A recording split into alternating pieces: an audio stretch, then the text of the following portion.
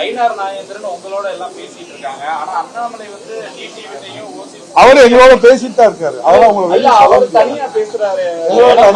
எடப்பாடியார் பயணத்துல சரியா வருதாங்க சார் அந்த டீலிங் எல்லாம் சரியா வரும். கூட்டி கழிச்சு பாருங்க. எடப்பாடி பழனிசாமி திமுகவை வீழ்த்துவதற்கு அனைத்து இந்திய அண்ணா திராவிட முன்னேற்ற கழக பொதுச்செயலாளர் புரட்சித் தலைவர் எடப்பாடி தலைமையிலான என்டிஏ கூட்டணி வெற்றி கூட்டணியாக நமக்கு அமையும். தமிழ்நாட்டு மக்கள் அதை வெற்றி அடையும். நான் ஏன் கேட்கிறேன்னா எடப்பாடி பழனிசாமி தவிர எந்த சாமியா இருந்தாலும் ஏற்றுக்கணும் டிடி பேசுறாரு. அவரோட அண்ணாமலை பேசுறாரு. அவர் பாஜக அதிகாரப்பூர்வ நம்ம இல்ல. அதனாலவே அதாவது உங்களுக்கு ஏன் கவலை? அவர் அதிகாரப்பூர்வம் இல்லையா?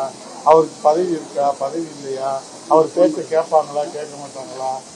அமித்ஷாஜி மாண்பு உள்துறையுடைய அமைச்சர், எனக்கு இந்திய நாட்டினுடைய உள்துறை அமைச்சர். ஓகேவா?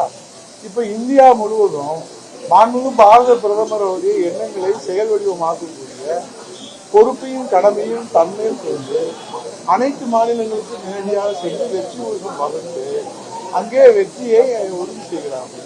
அந்த அடிப்படையிலே தமிழ்நாட்டிலே புரட்சித் தலைவர் எடப்பாடியுடைய தலைமையிலே நான் முதலமைச்சராக புரட்சித் தலைவர் எடப்பாடியார் அவர்களை முன்மொழிந்து வழிமொழிந்து அவருடைய இல்லத்திற்கே வந்து அந்த ஒப்பந்தத்தை இன்னும் வலிமைப்படுத்துவதும் அந்த பேச்சுவார்த்தைக்கு இரு தொண்டர்களுடைய மனமுற்ற அந்த எண்ணங்களை மனநிலை ஒத்து எல்லோரும் இணைந்து களத்தில் நின்று திமுக என்கிற குடும்ப கட்சி குடும்ப ஆதிக்கத்திலிருந்து தமிழ்நாட்டை மீட்டெடுத்து மன்னராட்சியை வீழ்த்தி மக்களாட்சியை மலர் செய்வதற்கு அந்த உறவுகள் என்பது தமிழ்நாட்டு மக்களுக்கு தேவைப்படுகிற உறவு.